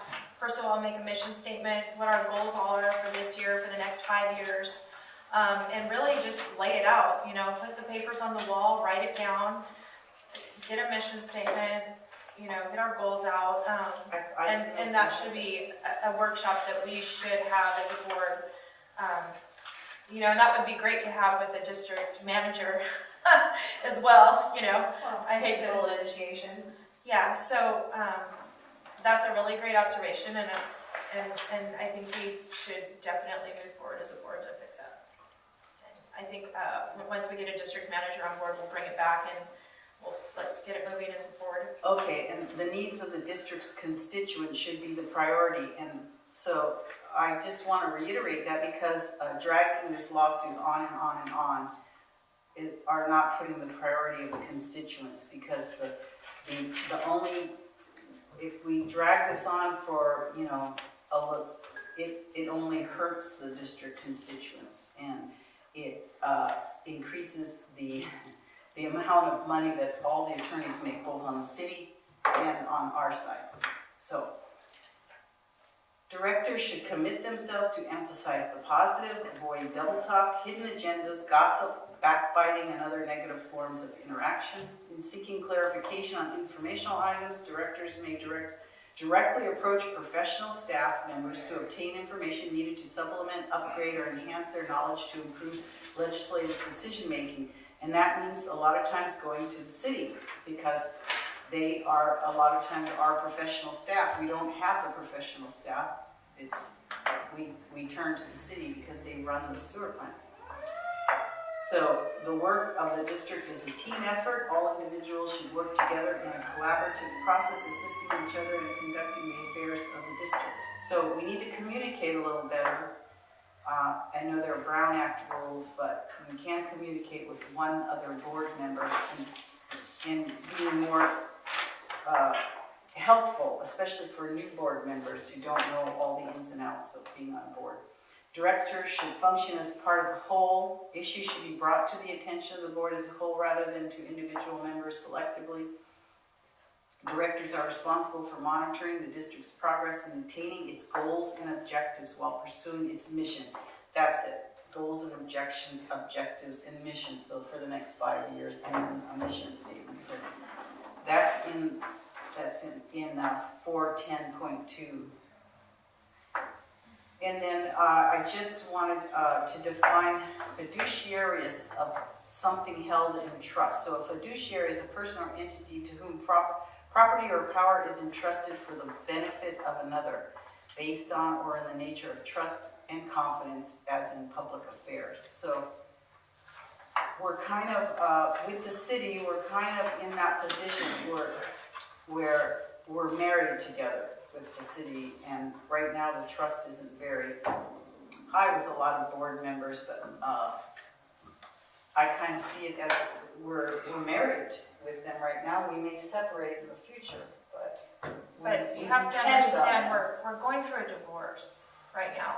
We are married to them, and we're going through a divorce. That's what this lawsuit is. So you can't. We Go might to- be rearranging the bedroom. Yeah, we could just be moving to the east wing of the house. I'm not agreeing. But this, with a whole new separate agreement, that's not the same kind of marriage, you know what I mean? So when it says we can meet with the city, directors may approach professional staff members. I think that's Chelsea and our district manager. Yeah, I do not. When you need an engineering question answered, you have to go to the city engineer. That's the job of our We have a district manager. district And we have a engineer. district engineer. We have a district engineer. And that's who for your making budget legislative is. decision-making policies. So if something was to come before this board and you had a question about the engineer, you could ask our district engineer. Yes.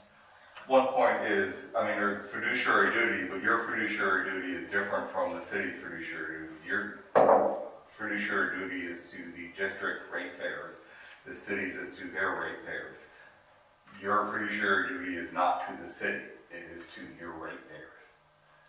And so when you need to ask questions, you go to your internal staff, and that's who should be answering your questions or should be able to. Your district manager, your administrative assistant, and or your district engineer, because we have all of Do those. the district engineers know all the ins and outs of the sewer plant workings? They do. Yes, I never even met them, so. they're on the check register. Or on the I've county. never met them either, but I've We talked never to met them them. multiple times, they'd be able to answer your question. Are they local? Yes. And No, I our just- district manager, No. our district manager works with them. That's, so if you have a question, ask the district manager. He needs to go to the city to get But clarification. In our, it says that we can directly talk to experts, the board members can, to obtain information, upgrade or enhance their knowledge. So, To make a That's- legislative decision. yeah, that's that's in our policies right Okay, now. because of the lawsuit, we cannot freely meet with the city officials at this time. They will not come to our board meeting and give us a presentation on our own money. They're refusing. They've been told by the lawyers not to in this email that we have here. So how can we possibly justify any one of us going and having conversations outside of this board's direction with anyone from the city? It's not appropriate at this time. Yes, Director Marshall? So, the divorce is also a bit of a shocker. I don't mind using it. I'd rather call it an emancipation. We're finding our way to become separate because we've outgrown the city. But I did want to ask something specific to Julie. Julie, what was your purpose in presenting this? Was there something you wanted me to take away from this? Yeah, I think that we don't communicate well with each other. I think that there's a lot of pettiness in trying to, especially the new board members, just not knowing all the ins and outs. When you try to mentor somebody, you don't try to slam them up against the wall every time they might do something that you perceive as not proper. There's a way of doing things and a communicative and productive way, and there's a way of doing things that is adversarial, is petty, and I think things at this point are adversarial. I mean, we have two sides, and that's why we're in a lawsuit, no, I'm not talking about with the city, I'm talking about between the board members, okay? not with the city. So you're feeling how? What? Exactly what I just said, Okay. Well, exactly what I just said.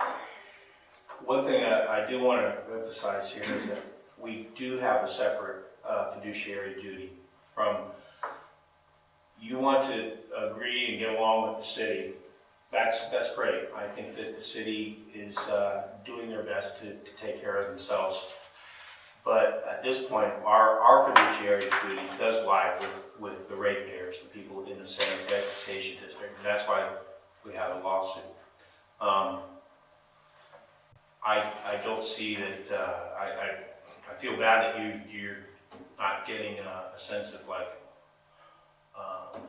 part of this board. I mean, but if you do move towards trying to develop a relationship closer with the city in an effort to become closer aligned to them, that does create a conflict.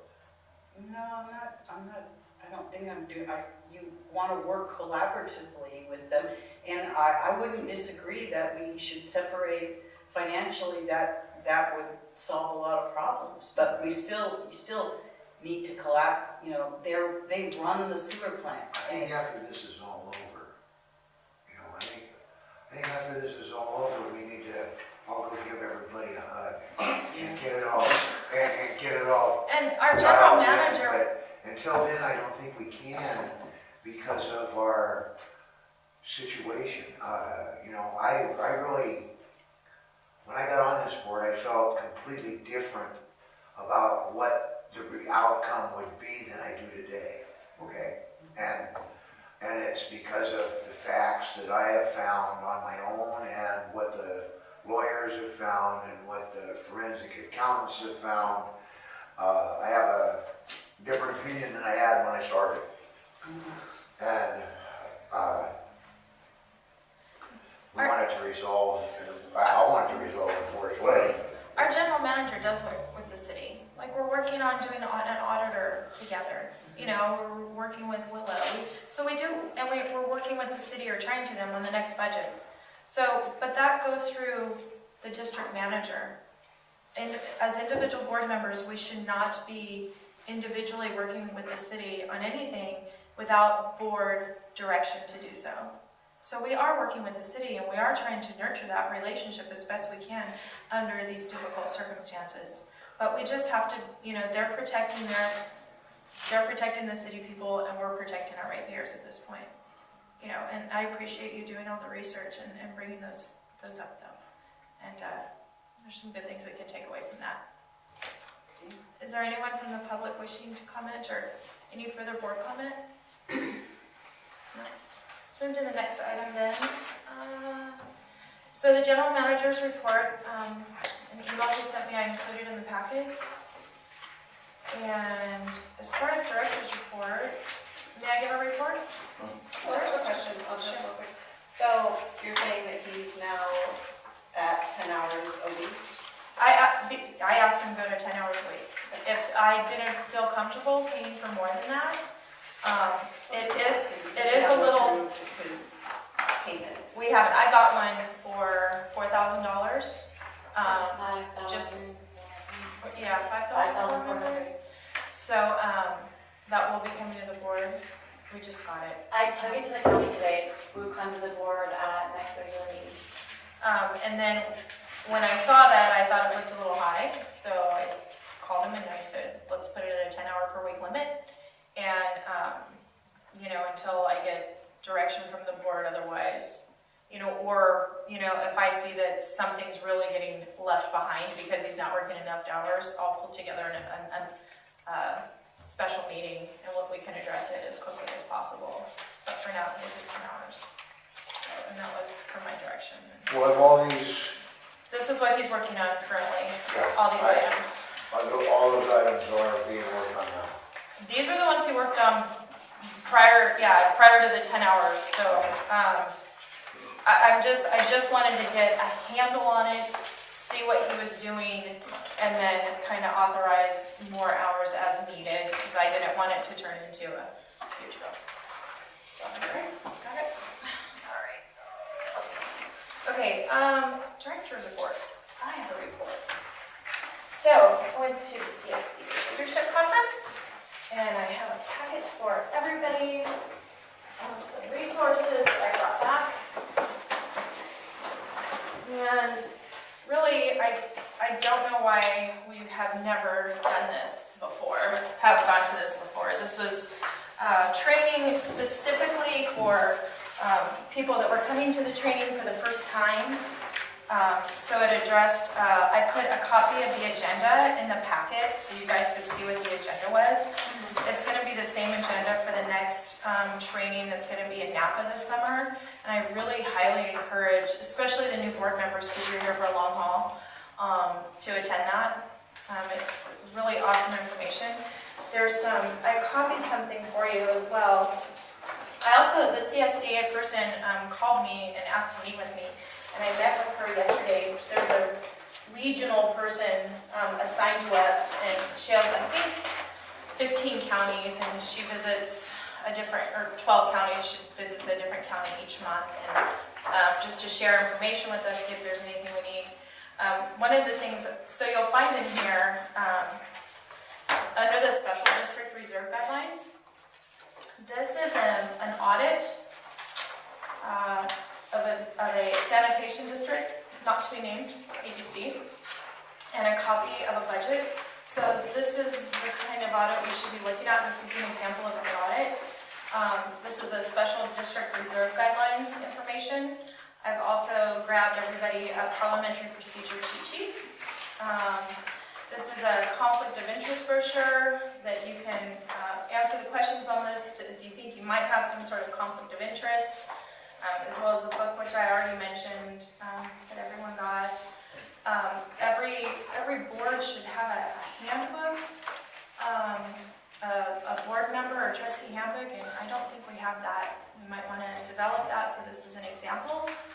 Also, I thought this was really cool. This is called a District Transparency Certificate, and it's actually given out by the Special District Leadership Foundation, and you have to meet all these guidelines, and then they recognize you for being a district with excellent transparency.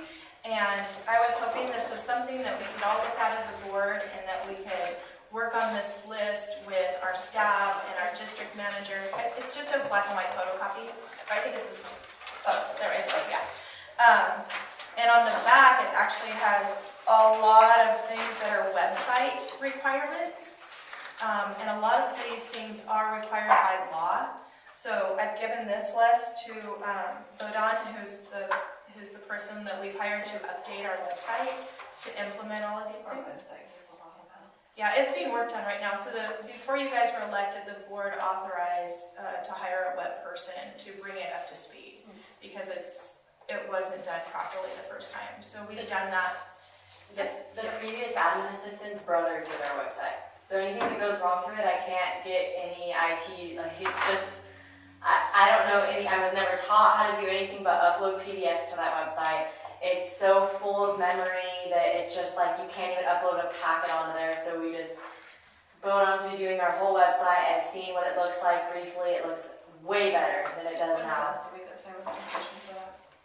So right now, the only thing that's holding him up is loading up all the PDFs from previous minutes and agendas.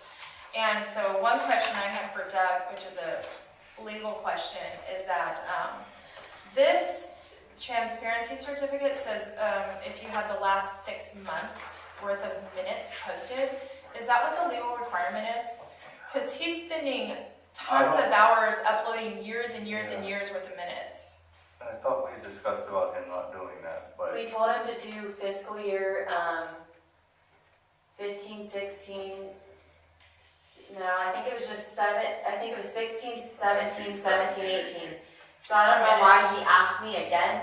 Okay. So I'm gonna need to call him Because I think it tomorrow. would be good to have last year's on there. I was trying to pull some stuff off there today that wasn't there, so. and I will look at that issue, those requirements aren't actually in effect under the statute quite yet. They will Right. be soon. Yeah. Is it 2020 that they go into effect? I'll have to look at it. I look at it all the time, but I keep forgetting what the years are. We There's have different last year's on there, by requirements, the way. But They're it's, not all on there. So, and sometimes when you click on them, it goes somewhere else. yeah. Yeah. Completely, it's, So we are but addressing we're that. working on it and we have found, and it's a local person, local shop that's doing it for us. They're doing a good job as far as I understand so far. So, and there's other things on here, you know, we all comply with ethics training, Brown Act, adoption, handling public records acted requests, having a policy for that, having a good reimbursement policy. So thought we could all aim for transparency and try to check off that list. And and then the other thing is a high performance district checklist for finances. And I thought this was something that we should read over and strive for as well as a board. The training was awesome. I've got all sorts of resources and websites to look up general manager pay for all the general managers in special districts in California so that we can use that. I did also, I already told you, I think in closed session, that I got books for our board as well. And I encourage everyone to go to the CSDA website and just look through. That's the question I had. You're supposed to give us a No. username and password. I never got one. Wasn't an email. I never got it. I'll send the email out again. That's not really public. That's just for our board. But I'll send that to you right at the end of this meeting. Okay. So anyway, I encourage everyone to go onto the website and use it. We get, as CSDA members, we have all sorts of resources we can use. They get reduced rates on auditors and accountants and attorneys, you know, for certain little attorney things. 1 hour of a free attorney per year. There's an organization that works with them that does insurance, liability insurance, workers' comp, you know, anything we would need for that. And then if you go to CSDA trainings, it counts as like discounts towards the insurance. Kind of like when you have a backup camera in your car, you get the discount, you know, type thing. The more training you get a discount on your insurance for having better training to board members and staff. Reduces liability risks and things. So anyway, just want to encourage everybody to attend this. The next one, and now I think it might be July or something, but it was really worthwhile. And they also have a training conference for a district manager. So it would be awesome to get a district manager prior to that and sending them to that training, I think. So Well, this would be a good time to remind you, Chelsea, to have on the agenda for May. We're going to review our 90-day trial in May. So Right. we would need to. Oh yeah, Yeah. the CSDA membership, Yeah. that's on for this coming regularly. It expires in June. And then I also discussed with them, because the CSD bases your dues or fee on your operating budget. And our budget is more unique than other districts because other districts don't have all of their money somewhere else, right? We have some of our money, but the majority of it, our operation, you know, other than our tax revenues, which is like 70,000, is all held with the city. And so I met with their representative and I explained to them, yeah, our operational is, you know, 5 million, but really it's 70,000, you know, and plus our reserve that we have with the county. So could you go up the ladder and address that on, you know, if they could address our fee schedule to join CSDA, if it could be based on, you know, maybe our actual budget that we have to follow, not the operating budget for the wastewater treatment plant. So when I hear back from that, I'll give a report on that as well. I think that's it. Oh, and I did get the, I got the scholarship. Yay! So I was pretty happy about that. Yeah, so that's $600 that a district did not have to pay for me to attend that. Thank you. So yes, the check was written, but it was voided. Yeah, so it was written, it was in there, but it was voided. Are there any other director's reports? No? Okay. I do have, under communications, letters, is communication, an email from Dan Buffalo from the city I'd like to pass out, which is, I know some of you have really been asking me about when the city will be giving a presentation on our finances. You have a copy for the public? I do. Thank you. And it looks like it may not be anytime soon. So that's the email we received. I don't necessarily agree with that because we have a budget process that we should be a part of. And that includes having a joint meeting and being part of that process. But that is the communication we got from the city finance officer. So if we hear anything else about getting a presentation or moving forward with our budget discussions, you will all be notified.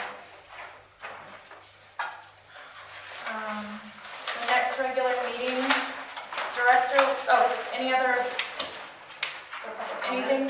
public comment on announcements, other business matters?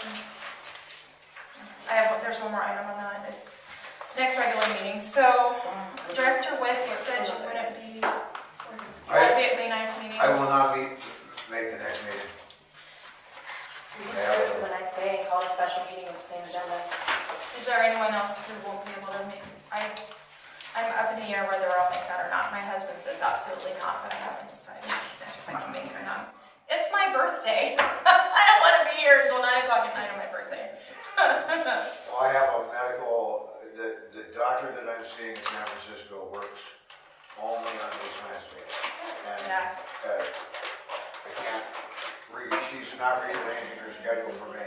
Paul's the same thing. This doctor we go to in Petaluma is exactly the same. So we'd be looking at the 10th. So if we cancel our next regular meeting and schedule a special meeting for May 10th, would that work for everyone? Let me see if I can. I know. I took my battery saving mode. I have to figure out. Shoot that 1 day, 2 days, what do you need? Whatever, I'm good, I'll be fine. And I'm good Are you too. sure? So they did this to me yesterday, no, 2 days ago. And I'm all screwed now. I'll make it.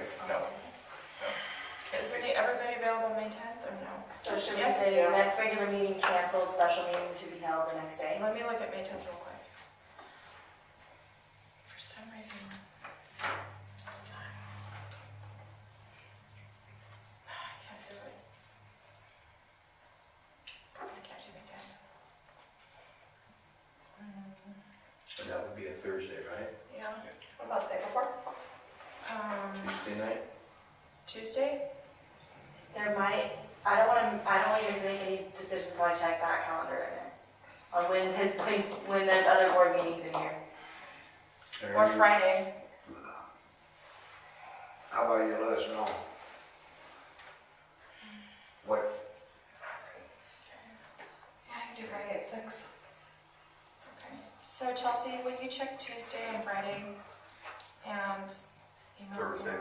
I'm Tuesday, Thursday, and Friday. She can't. I can't be here Oh, you Thursday. can't be here. If you guys want to have it without me, that's all right. But I can't make it Friday's Thursday. pizza night. Shouldn't we have pizza? Okay, Ken has just Yeah, volunteered to provide the pizza on Friday. All All right, so I'll do it. I'll do it.